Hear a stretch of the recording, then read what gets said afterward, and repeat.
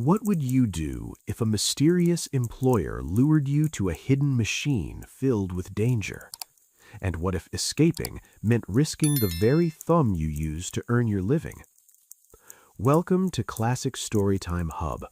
Tonight's story is The Adventure of the Engineer's Thumb by Arthur Conan Doyle, a classic story reimagined and retold for the modern age. Of all the puzzling cases that ever crossed Sherlock Holmes' path during the years I spent by his side, only two began with me bringing them to his attention.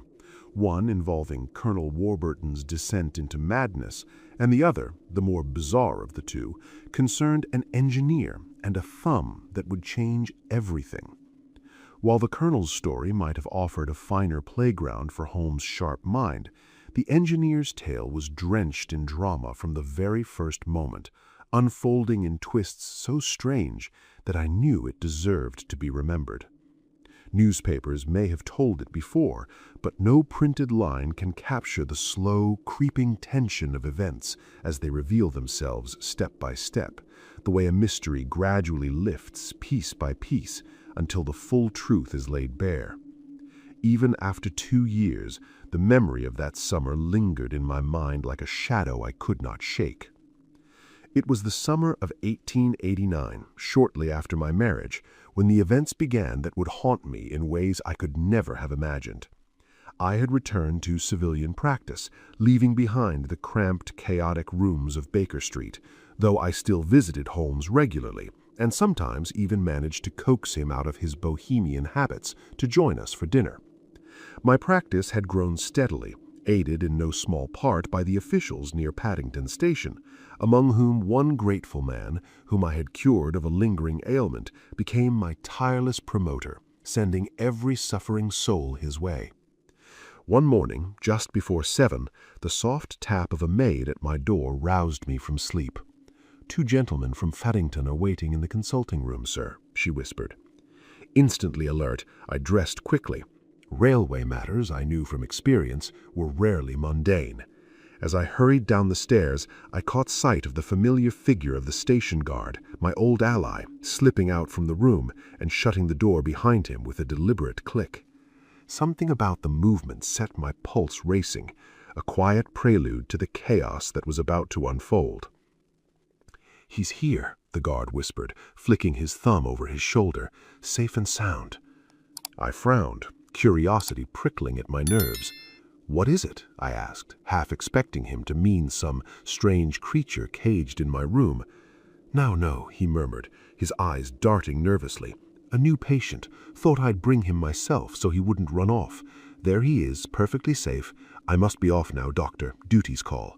Before I could thank him, he vanished, leaving only a faint echo of his hurried steps. I stepped into the consulting room and found a young man seated by my table. His attire was simple but neat, a heather tweed suit, a soft cloth cap set aside atop my books. His hand was wrapped in a handkerchief, streaked with dark, unsettling patches of blood. He looked no older than 25, with a strong, masculine face, but pallor clung to him like a shadow. Every line of his expression screamed of inner turmoil, a man struggling to wrest control from overwhelming agitation. "I apologize for the early hour, doctor," he said quietly, his voice steady despite the tremor in his hands. "I've had a serious accident during the night. I arrived by train this morning, and the station guard kindly guided me here. I left a card with your maid, though she set it on the side table." I picked up the card. "Victor Hatherley, hydraulic engineer, 16A Victoria Street, 3rd floor," I read aloud. That was my mysterious visitor for the morning. "You must be weary from your journey," I said, settling into my chair. "A night train can be exhausting, even without incidents." He laughed suddenly, a loud, ringing laugh that seemed to vibrate in the quiet room, shaking his shoulders violently. But there was something off. My instincts flared. This was no ordinary amusement. "Stop it," I urged, concerned. "Control yourself." I poured him a glass of water, trying to calm his rising hysteria. But it was useless. The laughter gave way to a full-blown release of tension, hysterical, almost desperate, the kind that grips a strong mind after surviving a great crisis. Minutes passed before he settled again, pale and drained, his chest heaving with exhausted breaths.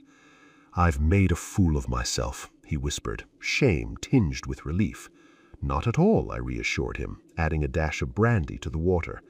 Slowly the color returned to his cheeks, warmth replacing the ghostly pallor that had clung to him since his arrival. "That's better," he said with a faint, strained smile.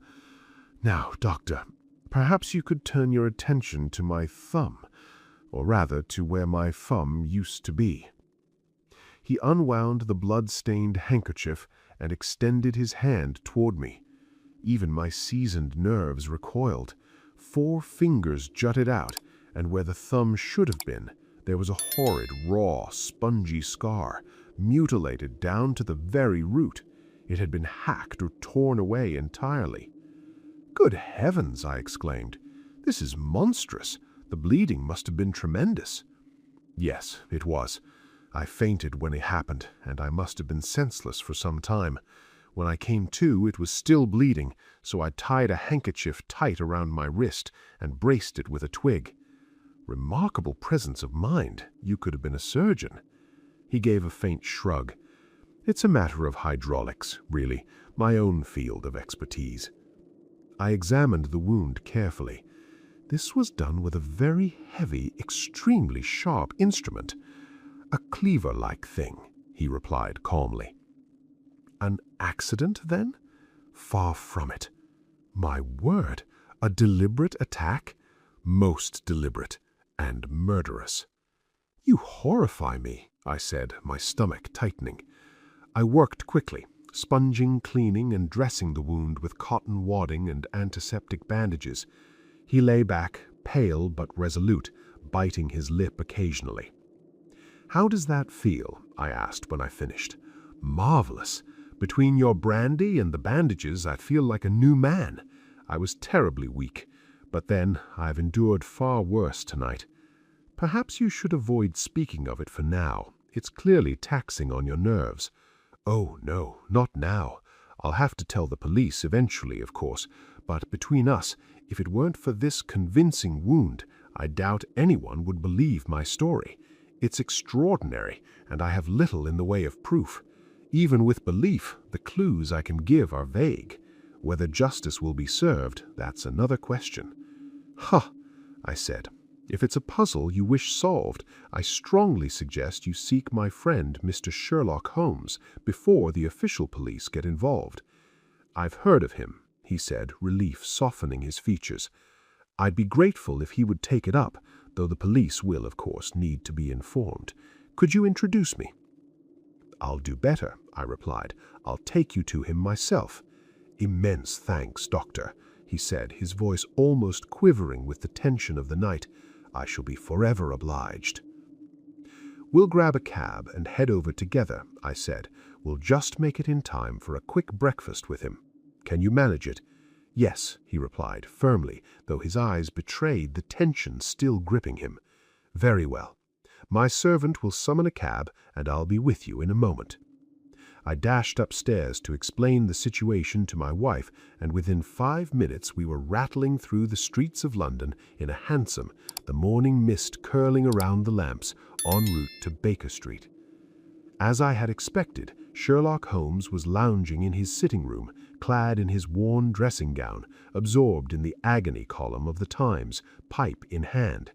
The pipe was an eclectic mix of plugs and dottles from previous smokes, carefully dried and stacked on the mantelpiece like some arcane collection. He greeted us with his usual quiet charm, ordered rashers and eggs, and settled into a hearty breakfast with us. Once the meal was concluded, Holmes arranged our visitor on the sofa, propping a pillow beneath his head and placing a glass of brandy and water within reach. "It's obvious your experience has been far from ordinary, Mr. Hatherley," Holmes said, his voice calm yet tinged with interest. "Lie back and make yourself completely at home. Tell us what you can, but pause when you tire, and sip your drink to keep your strength up." "Thank you." he said, a faint smile breaking through the strain. "Since the doctor bandaged me, I've felt like a new man, and your breakfast seems to have completed the cure. I shall not take up much of your time, but I must start at once with the peculiar events I have endured." Holmes settled into his large armchair, his keen eyes hidden beneath heavy, weary lids, while I positioned myself across from him. Silence fell over the room as we prepared to absorb the strange tale about to unfold. "You should know," he began, his voice steady but low, "that I am an orphan and a lifelong bachelor, living alone in lodgings in London. I am a hydraulic engineer by profession, and I spent 7 years apprenticed to Venner and Batheson, the renowned firm in Greenwich. 2 years ago, having completed my apprenticeship and inherited a modest sum upon my father's death, I decided to establish myself in business. I rented professional chambers in Victoria Street, ready to embark on my independent career." "I suppose every young man's first venture into independent business is a dreary affair," he began, his voice steady but carrying a hint of weariness. "For me, it has been particularly grim. Over 2 years, I've had only 3 consultations and a single minor job. That's all my fledgling practice has yielded, £27 and 10 shillings in total. Every day, from 9 in the morning until 4 in the afternoon, I waited in my small office, watching the clock tick endlessly. Slowly my spirits sank, and I began to fear I would never have a practice at all. But yesterday, just as I was preparing to close up and abandon hope, my clerk entered with a card. A gentleman was waiting to see me about business, one Colonel Lysander Stark. He followed close behind, a man of middling height yet astonishingly thin. I had never seen a face so sharply carved, cheeks stretched tight over prominent bones, nose and chin jutting like sculpted angles. Yet his thinness seemed natural, not the mark of illness. His eyes shone bright, his step was brisk, his posture assured. Neatly dressed, he looked nearer 40 than 30. "Mr. Hatherley," he said, his words carrying a faint German accent, "you come highly recommended, not only skilled in your profession, but discreet, a man who can preserve a secret." I bowed, flushed with the pride any young man would feel at such praise. "May I ask who provided this recommendation?" "Perhaps it is better I do not reveal that at the moment," he said, his gaze steady. "I have learned from the same source that you are an orphan, a bachelor, living alone in London." "That is true," I replied, cautiously, "but I fail to see how that affects my professional abilities. I understand this concerns a matter of business?" "Undoubtedly," he said, "but you will find that every word I speak is relevant. I have a commission for you, a professional task, but it demands absolute secrecy. Absolute. And naturally, I expect more discretion from a man alone than one surrounded by family." "If I promise to keep a secret," I said, "you may depend on me completely." He fixed me with a piercing gaze, so sharp and suspicious that I felt as though my every thought were under scrutiny.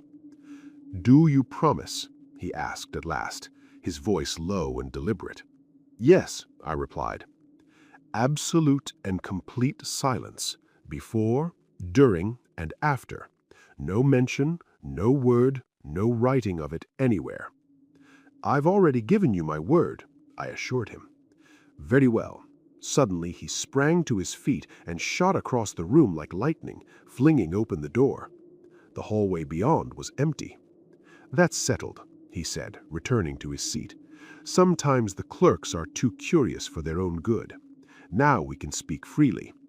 He drew his chair close, leaning forward, his eyes boring into me with the same relentless questioning intensity. A chill ran down my spine. There was something in his lean, almost skeletal presence that stirred unease, a mix of repulsion and subtle fear. Even my instinct to secure a client could not hide my impatience. "I must ask you to state your business, sir," I said, my voice firmer than I felt. "My time is valuable." The words sounded harsher than I intended, but they slipped out anyway. "How would 50 guineas for a night's work suit you?" I said. "Perfectly." "I say a night's work, but an hour would be nearer the truth. I only require your opinion on a hydraulic stamping machine that's gone awry. Once you point out the problem, we can set it right ourselves. Do you find that agreeable?" "The work seems light and the pay generous," I replied. "Exactly.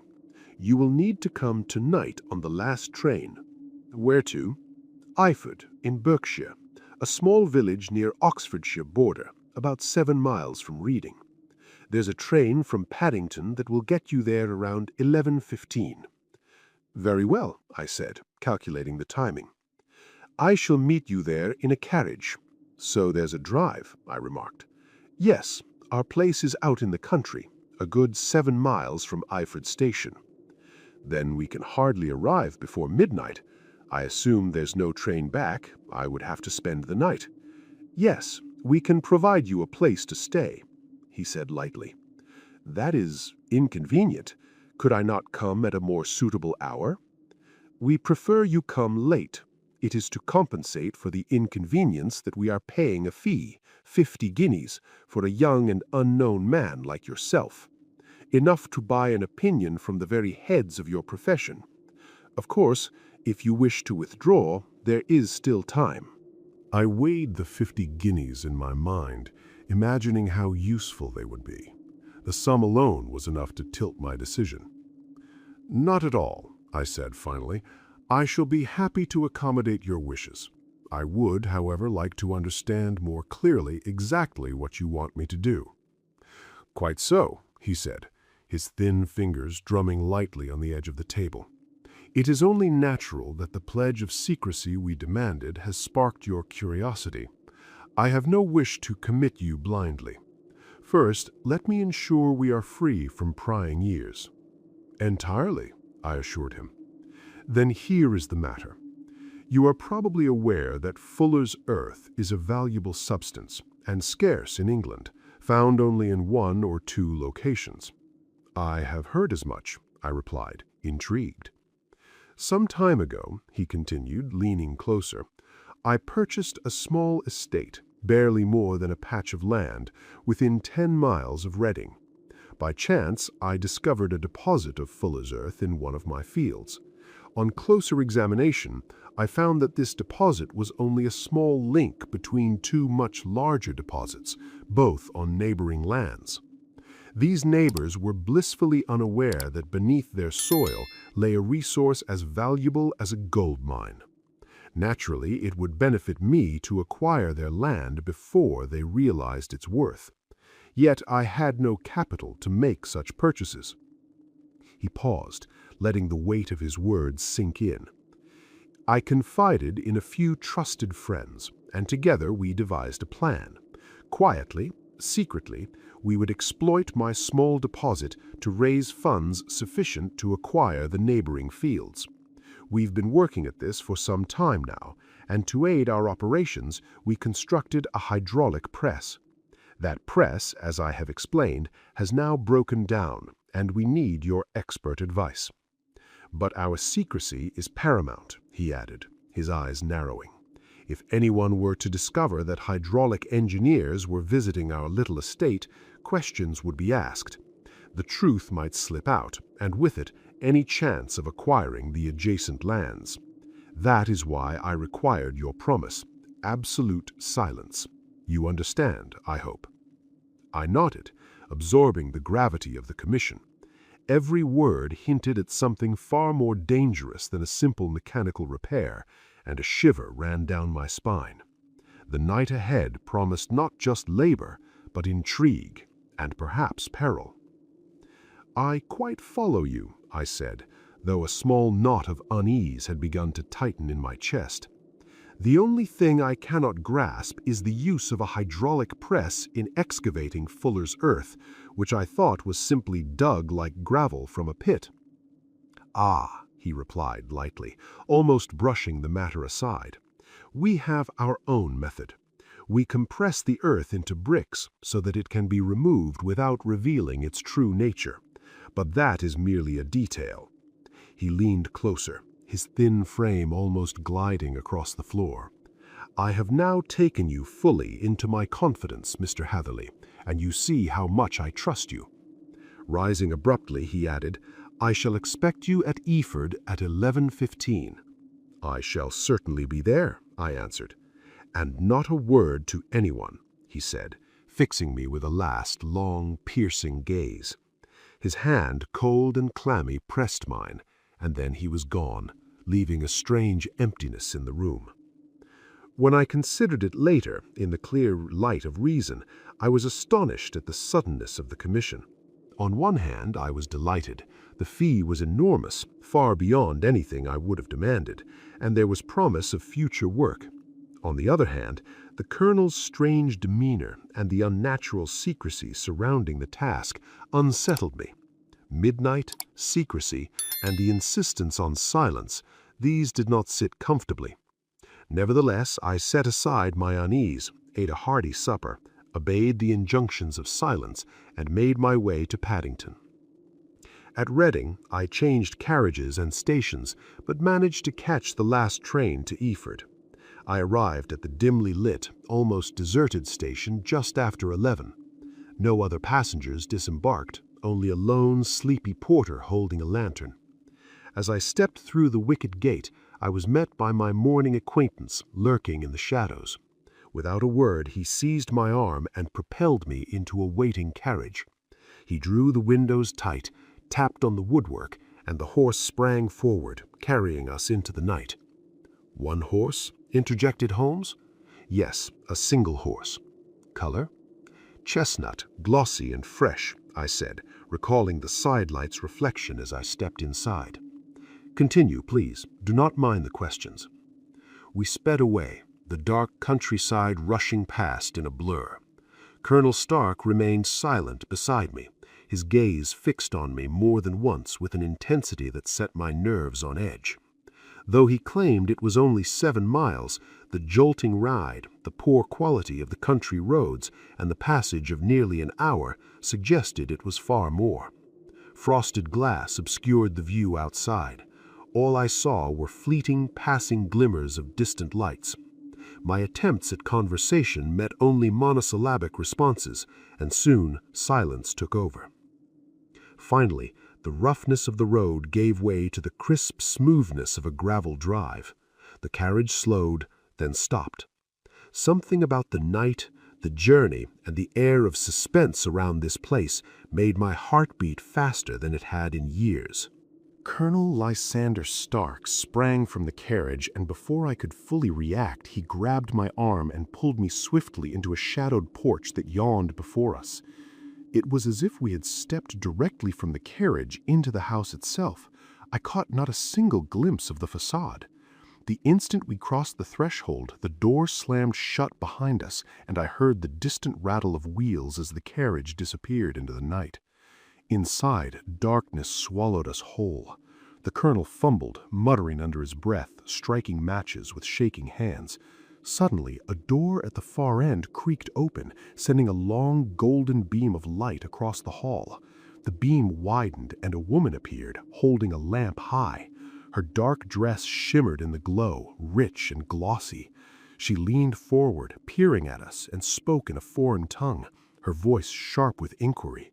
The colonel answered in a curt monosyllable, and she gave such a start that the lamp nearly slipped from her grasp. The colonel moved to her, whispered something low, and then, with a firm push, sent her back into the shadows of the room from which she had emerged.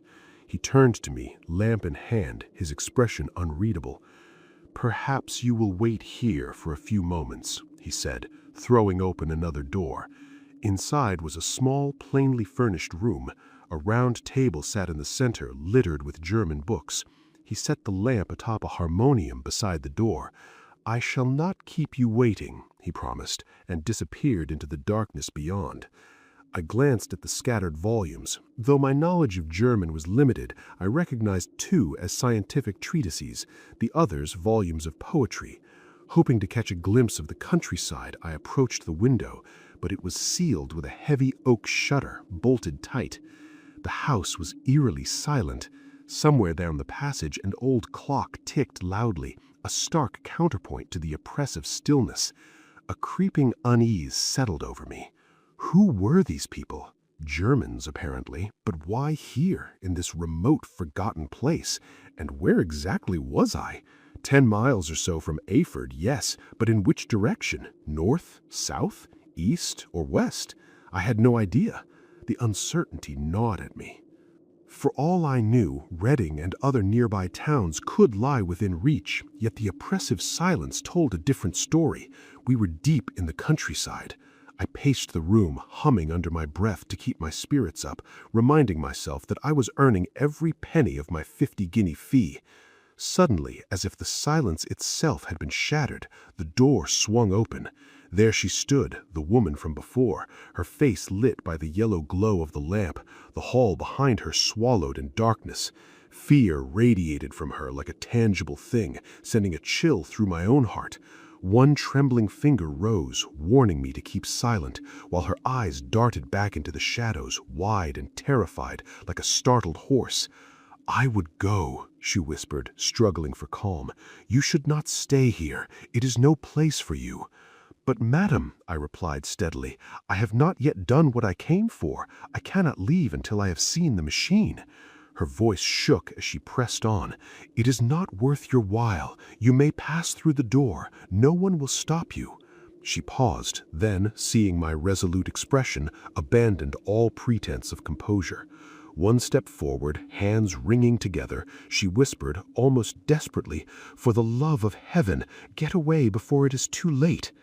I am headstrong by nature, and nothing stirs determination like an obstacle. I thought of the 50 guineas, the long and weary journey, and the ominous night ahead. Would all this effort vanish for nothing? Why should I retreat without fulfilling my task, and without my due reward? Perhaps this woman was merely hysterical or a monomaniac. Standing firm, despite the unease her fear had stirred, I shook my head and signaled my intent to remain. She was about to renew her urgent entreaties when a door slammed overhead, followed by the heavy sound of multiple footsteps on the stairs. She froze, hands thrown up in despair, then vanished as silently and abruptly as she had appeared, leaving me alone in the dark, with only the ticking of the distant clock and the weight of foreboding pressing upon me. The two newcomers revealed themselves, Colonel Lysander Stark and a short, thick-set man, his chinchilla beard sprouting from the folds of a double chin. He was introduced to me as Mr. Ferguson. "This is my secretary and manager," the colonel said, his voice brisk. Then, with a quick glance, he added, "By the way, I thought I had left this door shut. I hope the draught has not troubled you." "On the contrary," I replied, trying to sound casual. "I opened it myself. The room felt a little stifling." He studied me with one of those sharp, suspicious looks that made my skin crawl. "Perhaps we should proceed to business then," he said finally. "Mr. Ferguson and I will take you upstairs to see the machine." "I had better put my hat on," I suggested. "Oh no, it is already in the house," he said lightly. "You compress Fuller's earth in the house?" "No, no," he waved a hand. "Only here is where it is pressed. That is all you need concern yourself with. Your task is simple. Examine the machine and tell us what is wrong with it." We ascended together, the colonel leading with the lamp, Ferguson and I trailing behind. The house was a labyrinth. Twisting corridors, narrow staircases, low doors whose thresholds had been hollowed by generations of footfalls. There were no carpets, no furniture above the ground floor. The plaster peeled in curling strips, and damp patches spread green and sickly along the walls. I tried to appear composed, but the lady's earlier warnings echoed in my mind. Every shadow and corner seemed to hold a secret, and I kept a careful eye on both of my companions. Ferguson was silent, morose, but his occasional words revealed him as a fellow countryman. At last, Colonel Stark stopped before a low, ancient door. He unlocked it and ushered me inside. "This is the hydraulic press itself," he said, his tone casual yet ominous. "It would be extraordinarily dangerous if anyone were to activate it while we are inside. The ceiling of this small chamber is the descending piston. It comes down with the force of many tons upon the metal floor below. Lateral water columns absorb and multiply that force, as you are familiar." He gestured toward the machine. "It runs, of course, but there is some stiffness. It has lost a little of its force. Perhaps you will inspect it and advise us how it may be restored to full working order." The room was so small that the three of us could barely fit. The metal gleamed under the lamp's flicker, and I could feel the weight of the machine like a living, breathing threat. A shiver ran down my spine. Something about the machine and this remote, silent house felt fundamentally wrong. I took the lamp from him and began a careful inspection of the machine. It was colossal, more monstrous than anything I had encountered, capable of exerting unimaginable pressure. When I stepped outside and pressed down the control levers, a faint whooshing sound betrayed a minor leak, water seeping back through one of the side cylinders. Closer examination revealed the culprit. One of the India earth bands around a driving rod had shrunk, leaving a tiny gap in its socket. That, I realized, was why the machine had lost power. I explained my findings to my companions, answering their practical questions with precise care. Once satisfied that they understood, I returned to the main chamber, curiosity driving me further. The so-called Fuller's Earth story was immediately exposed as nonsense. There was no way such a monstrous engine could serve such a trivial purpose. The walls were of wood, but the floor was a massive iron trough crusted with metallic deposits. I stooped and began scraping at the crust, intrigued by the hardened residue. Then I heard it, a low, muttered exclamation in German. I looked up and saw Colonel Stark's cadaverous face peering down at me, gray eyes glinting with something more than anger. "What are you doing there?" he demanded, his voice sharp and icy. A flash of anger surged through me. I had been lured here under a lie, and I could not hide my frustration. "I was admiring your Fuller's Earth," I said carefully, forcing a calm tone. The moment the words left my lips, I wished I could take them back. His expression hardened, a baleful light igniting in those gray eyes. "Very well," he hissed, "you shall know the full truth about the machine."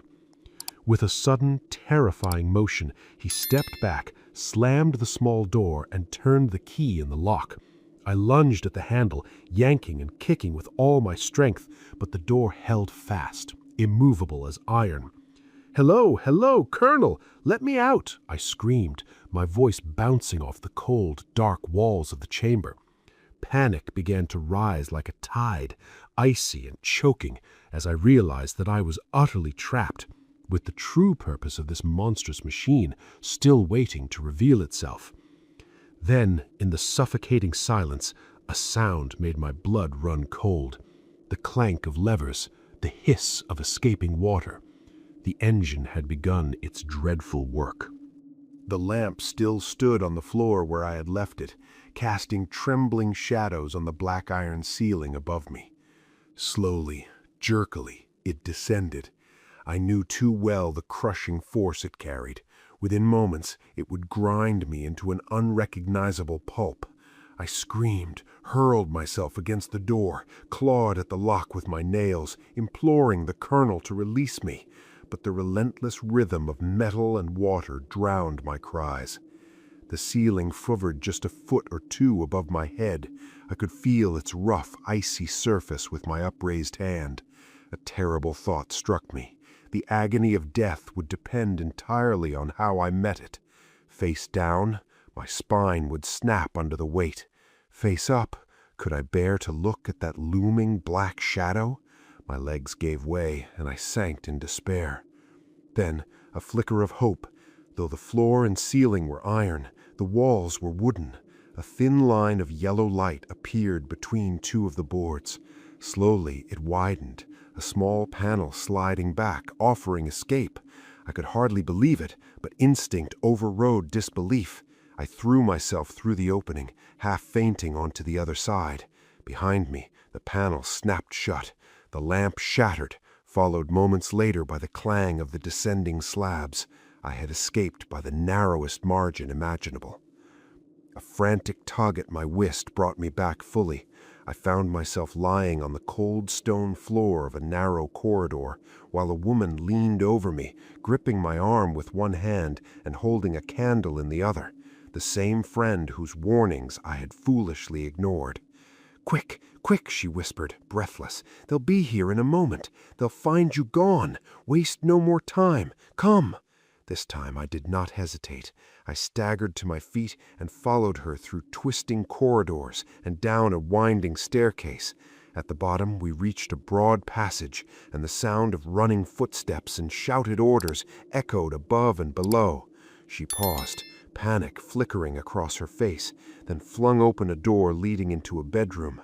Moonlight spilled across the floor, bright and merciful. "This is your only chance," she urged. "It's high, but you might just make it."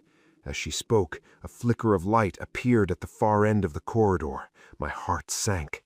The lean figure of Colonel Lysander Stark emerged, lantern in one hand, a butcher's cleaver gleaming in the other. I darted across the bedroom and flung open the window. Below, the garden lay bathed in silver moonlight, quiet, serene, almost innocent, and not more than 30 feet down. I clung to the sill, hesitating to jump until I could see what would happen between my savior and the monstrous man pursuing me. If she were in danger, I would not hesitate to return. The thought barely crossed my mind before he was at the doorway, pushing past her, but she clung to him, arms wrapped tight, desperate to hold him back. "Fritz, Fritz," she cried in English, voice shaking with fear. "Remember your promise. You said it would never happen again. He will be silent. He will be silent." "You are mad, Elise," he shouted, wrenching himself free. "You will ruin us. He has seen too much. Let me pass." With a terrifying roar, he shoved her aside and lunged for the window. His cleaver swung with brutal force. I had already let go, hands gripping the sill, when the blow landed. A dull, searing pain shot through my hand. My grip faltered, and I plummeted into the garden below. The fall shook me, but left me miraculously unhurt. Scrambling to my feet, I ran blindly into the shadows of the bushes, my lungs burning, heart hammering. I knew the danger was far from over. Then horror struck. A sudden wave of dizziness, nausea, and terror overcame me. Glancing down, I saw the ghastly truth. My thumb had been severed, blood pouring freely from the wound. I tried to tie the handkerchief around it, but the world spun violently. The next moment, I collapsed, fainting among the rose bushes. How long I remained unconscious, I cannot say. The moon had vanished. Dawn's first light was spilling across the earth when I awoke. My clothes were soaked with dew, my coat sleeve drenched in blood from my mangled thumb. The pain brought every horrific detail of the night rushing back. I sprang to my feet, trembling, half expecting my pursuers to be there. But to my astonishment, the house and garden had vanished.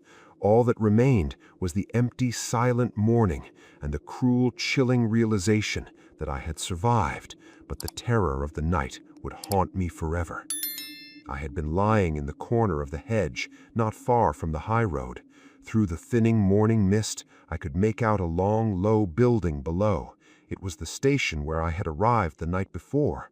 For a moment, if not for the throbbing wound in my hand, I might have believed the horrors of the previous hours were nothing more than a grotesque nightmare. Half staggering, I entered the station and asked about the morning train. One would leave for Reading in less than an hour. The same sleepy porter was on duty, and I asked him cautiously about Colonel Lysander Stark. The name meant nothing to him. Had he seen a carriage waiting last night? No. Any nearby police station? About 3 miles off, he said. Too weak and still dizzy from the wound to make the trek, I resolved to wait until I returned to London before reporting anything. By 6 o'clock, I was back in the city. I had my thumb attended to, and the doctor brought me directly to my confidant, Sherlock Holmes. We sat together in tense silence, the weight of the night's terror hanging between us. Finally, Holmes pulled down one of his massive scrapbooks, the edges thick with yellowed clippings. "Here is something that may interest you," he said, flipping it open. An old newspaper notice stared up at us. "Lost on the 9th inst, Mr. Jeremiah Hayling, aged 26, hydraulic engineer. Left his lodgings at 10 o'clock at night and has not been heard of since." I froze. Good heavens, that explains what the girl said. Holmes nodded grimly. "Undoubtedly. The Colonel is a calculating, ruthless man, determined that nothing should stand in the way of his scheme. Think of him as a pirate on land. He would leave no witnesses, no loose ends." Time was critical. Holmes looked at me, sharp and commanding. "If you are able, we must go to Scotland Yard immediately as a preliminary. There's no time to lose before we move on to Eyford." 3 hours later, we were all aboard the train from Reading, heading for the secluded Berkshire village. In the carriage, the company was tense and silent. Sherlock Holmes, ever alert, myself still recovering from the light's ordeal, the hydraulic engineer, pale but resolute, and Inspector Bradstreet of Scotland Yard, meticulously spreading an ordnance map across the seat. His compasses traced a perfect circle with Eyford at its centre. Every detail mattered now. Every mile brought us closer to the House of Horrors, and to the man who had tried to crush a man beneath the jaws of his monstrous machine. The chase was on, and there would be no turning back. "There you are," said Bradstreet, tapping the map. "That circle is drawn with a radius of 10 miles from the village. The place we want must lie somewhere near that line. You said 10 miles, sir?" "I thought it was an hour's good drive," I replied. "And you think they brought you back all that way when you were unconscious?" "I must have. I have only a confused memory of being lifted and carried somewhere." "What I cannot fathom is why they should have spared you when they found you lying fainting in the garden. Perhaps the villain was softened by the woman's entreaties." "I hardly think that likely. I never saw a more inexorable face in my life." "Oh, we shall soon clear that up," said Bradstreet. "Well, the circle is drawn, but I wish I knew at which point upon it the miscreants are to be found." "I think I could lay my finger on it," Holmes said quietly. "Really now," exclaimed the inspector, "you've formed your opinion already? Let's see who agrees. I say south, more deserted country there." "And I say east," chimed Hatherley. "West for me," said the plain-clothes man. "And I say north," I added. "No hills there, and our friend didn't notice the carriage climbing any slopes." "Ha!" cried Bradstreet, laughing. "A perfect boxing of the compass. Now who gets the casting vote?" "You are all wrong," said Holmes calmly. "But we can't all be wrong," said Hatherley. "Oh, yes, you can," Holmes replied, pointing to the center of the circle. "This is where we shall find them." "But the 12-mile drive," gasped Hatherley. 6 out and 6 back. Nothing simpler. You yourself said the horse was fresh and glossy. How could it have survived 12 miles over rough roads? Indeed, a clever ruse. Of course, there can be no doubt as to the nature of this gang. "None at all," said Holmes. "They are coiners on a massive scale. That machine, your hydraulic press, was forming the amalgam that took the place of silver. We've known for some time that a clever gang was at work. Thousands of half-crowns have been turned out. We traced them as far as Reading, but then their trail vanished. They were clearly very skilled, but now, thanks to this fortunate chance, I think we have them nailed." But the inspector was mistaken. Those criminals were not destined to fall into the hands of justice. As our train rolled into Ayford Station, a towering column of smoke rose behind a small clump of trees, stretching into the sky like a monstrous ostrich feather. "A house on fire?" asked Bradstreet, eyes widening as the steam hissed around us. "Yes, sir," replied the station master. "When did it break out?" "During the night, sir, but it's grown worse and the whole place is ablaze." "Whose house is it?" "Dr. Betcher's." "Tell me," broke in Hatherley, voice trembling, "is Dr. Betcher a German, very thin, with a long, sharp nose?" The station master laughed, a booming sound that carried over the tracks.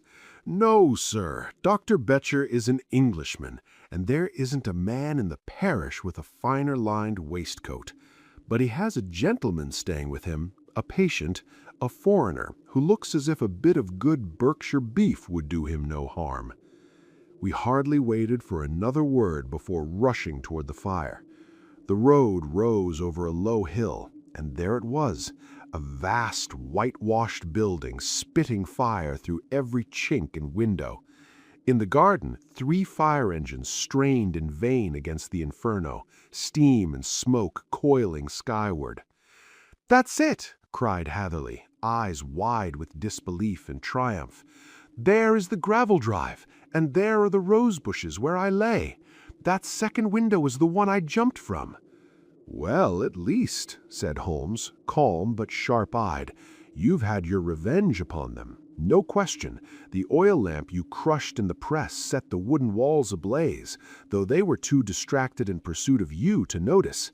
Now keep your eyes open in this crowd for your friends of last night, though I very much fear they have already vanished a good 100 miles away." And Holmes' fears were realized. From that day forward, not a word was ever heard of the beautiful woman, the sinister German, or the morose Englishman. Early that morning, a peasant had encountered a cart rushing toward Reading, carrying several people in bulky boxes. There, all traces of the fugitives vanished. Even Holmes's unmatched ingenuity failed to unearth the slightest clue as to their whereabouts.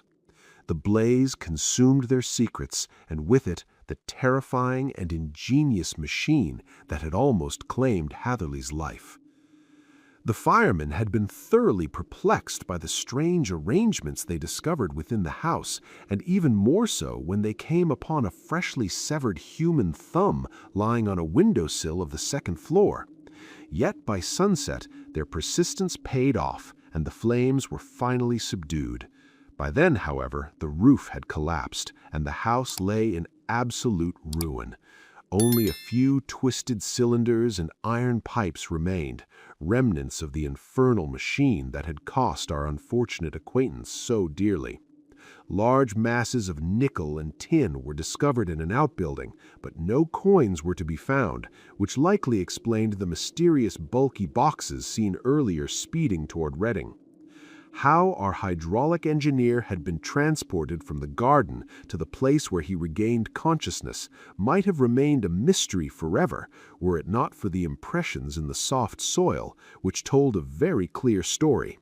He had evidently been carried by 2 people, one with remarkably small feet, the other with unusually large ones. It seemed likely that the silent Englishman, less bold or less murderous than his companion, had assisted the woman in moving the unconscious man out of harm's way.